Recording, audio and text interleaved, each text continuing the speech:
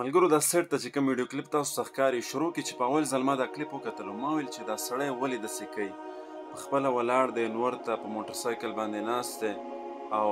شاته چې کوم سیټ خالی دی په هغې باندې دا خپله لمن دا سیټ یې پټ کړی دی ما ویل که ده سره دا فکر دی چې زما دا سیټ دا نور خراب نه کړي د موټر سایکل که نه خو چې وروسته ما ته اندازه وشوله که نه دا یو پلار دی پلار تاسو به هم سوچ کوئ چې ولې دی داسې حرکت کوي خو زه درته وایم دا یو پلار دی او دا په دې انتظار کې دی چې کله به زما بچی راځي سکول نه به راوځي او هغه به ما سره کینی نو دی خپله په دې سور نور کې ولاړ دی په دې ګرمۍ کې ولاړ دی خو شاته چې کوم سیټ دی هغه دی په دې خپله لمن باندې پټۍ د نور نه یې بچ کوي چې شاته سیټ ګرم نشي ځکه چې په دې باندې به اوس زما بچی راځي هغه به کینی ما سره به ځي پې چې زما بچي دپاره دا سیټ یخ وي ګرم نشي ګورئ د پلار دی سوچ ته ګورئ د پلار دی رحم ته ګورئ او د پلار دی مینې ته ګورئ چې د خپل بچي دپاره څومره په سوچ کې دی او څومره په فکر کې دی خپله ولاړ دی ګوره نور څومره سخت نور دی او څومره سخته ګرمۍ کې ولاړ دی او په هغې کې هم دی د خپل بچي فکر او سوچ کوي چې زما بچی به راځي د هغه دپاره سیټ ګرم نشي چې زما بچی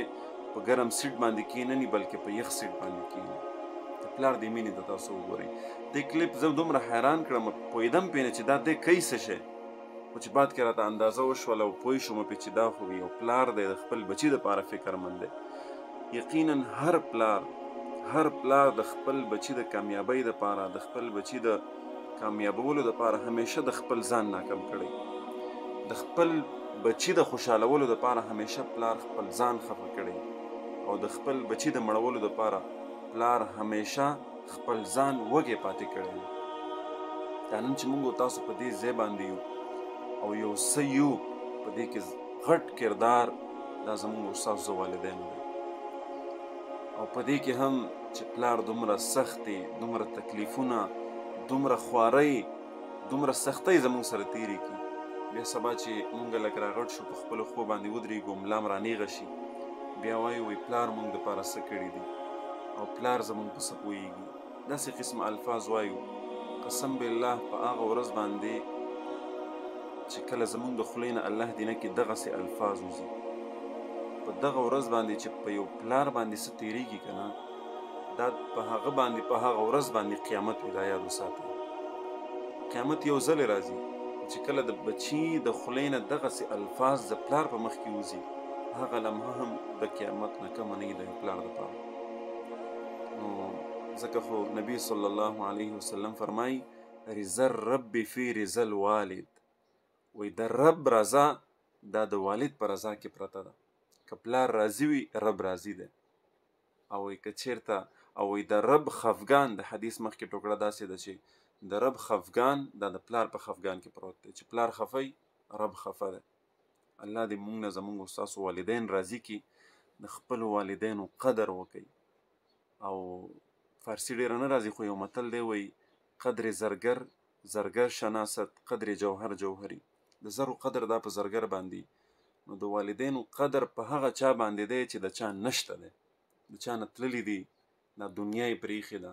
هغې نه لاړ شي پوښتنه وکړي چې پلار څه شی دی او مور څه شی دی نن که موږ تاسو باندې قدر نشته بې قدره دي را باندې الله دې نه بې قدره کوي د هغې غټه وجه دا ده چې دا زموږ ستاسو په مخ کې ګرځي را ګرځي دا عظیم نعمت دا چې کله لاړ شي که نه قسم بالله بیا به تاسو ته اندازه وشي ډېر به وژاړئ او ډېر خفګانونه به وکړئ خو بیا به هېڅ هم په لاس باندې نه راځي نو تر اوسه پورې که خپل والدین هم خفه کړي اوس هم در سره موقع ده د دې ویډیو کتلو نه پس ورشئ کښېنئ ورسره د یو څو د مینې خبرې ورسره وکئ رضا یې کوئ د خپلو خطاګانو د خپلو غلطیانو معافي ترې وغواړئ خوشحاله یې کوئ دغه موقع ده در سره الله دې نه کړي که درنه لاړل بیا به هېڅ هم نه بیا به لاس مګي او هیڅ به هم درته په لاس باندې نه راځي نو د والدینو ډېر غټ مقام په دین اسلام او شریعت کې دی که نه که په هغې باندې شروع شم نو ویډیو به ډېره اوږده شي خو دومره مې درته وویلې چې د رب رضا دا د پلار په رضا کې ده د رب خفګان دا د پلار په خفګان کې دی دا خبره ډېره کافي ده زموږ ستاسو دپاره الله دې زموږ ستاسو والدین مور او پلار ته د صحت عافیت او د خوشحالۍ سره اوږد ژوند ورته ورکړي او الله دې هیڅکله نه خفه کوي